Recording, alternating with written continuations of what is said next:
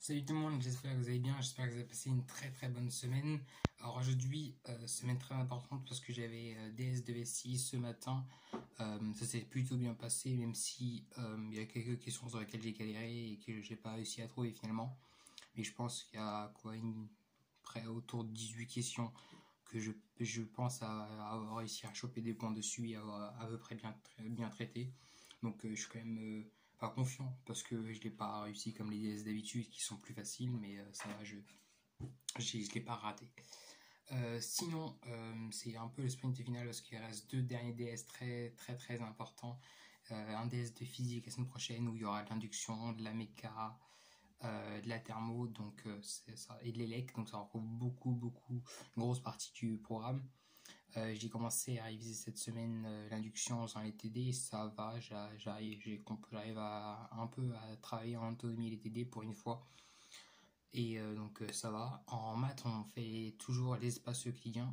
On a fait une pause jeudi, donc on a eu le week-end prolongé, ça c'était grave cool parce que ça, au début j'étais un peu juste sur mes révisions des 2 DS qui arrivent aussi du DS2SI, j'ai commencé à réviser la semaine dernière, mais j'étais un peu juste pour la révision du DS de physique et grâce à ça là je pense que j'ai à peu près rattrapé mon retard.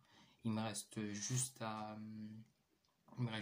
dernier TD d'induction à faire. Après, je pourrais réviser, revoir tous les chapitres sur lesquels j'ai déjà fait les TD.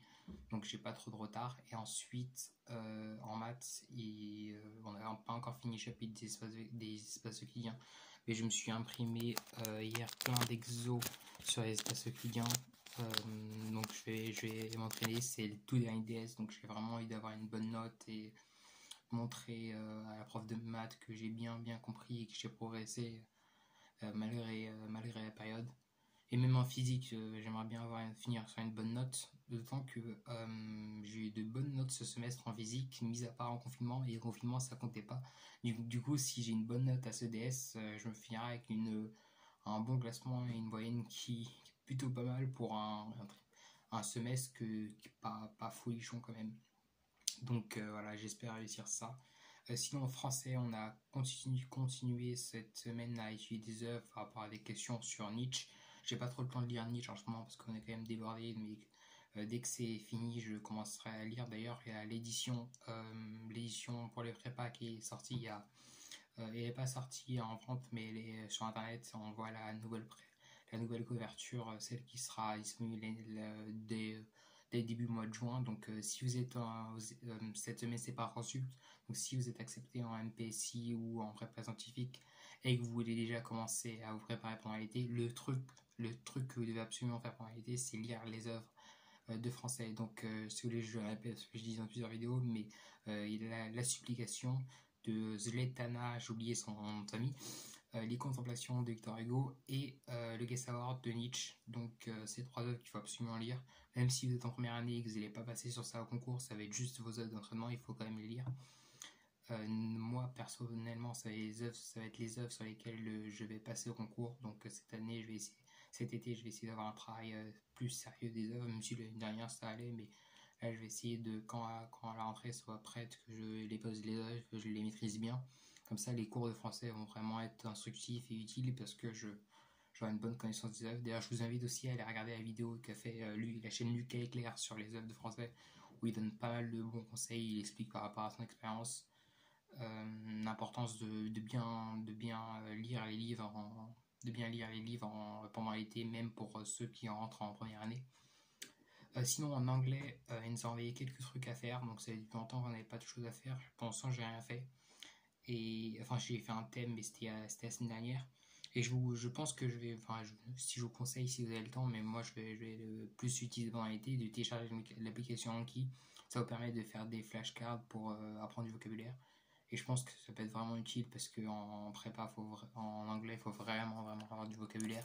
Surtout pour l'école. Là, on n'a plus de colle, mais dès que les colles vont retourner, et l'année prochaine, à moins qu'il y ait un Covid-20 qui arrive, on aura des zéros au concours, donc il va falloir avoir un bon niveau d'anglais.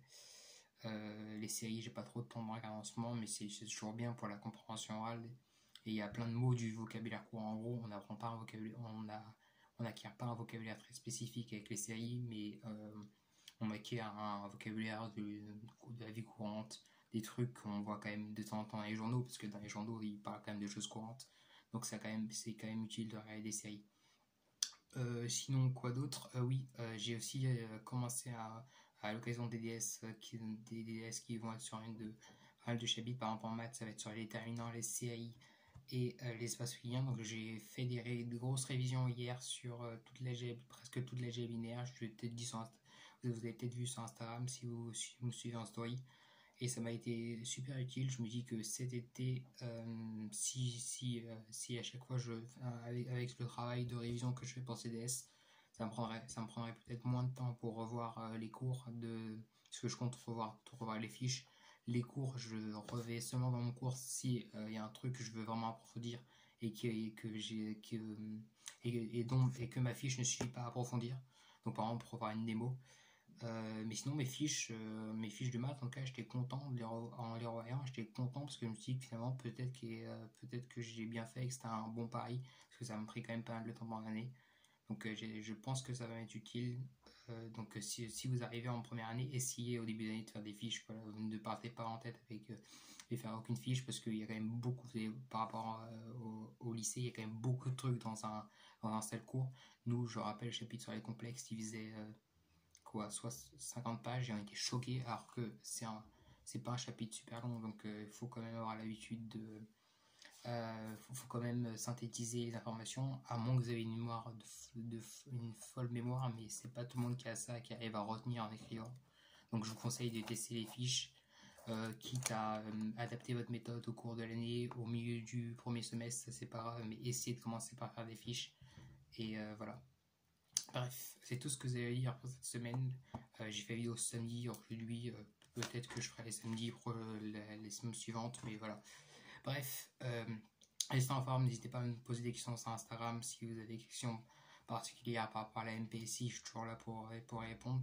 Et je vous souhaite un très bon week-end, je vous dis à la semaine prochaine pour une nouvelle vidéo.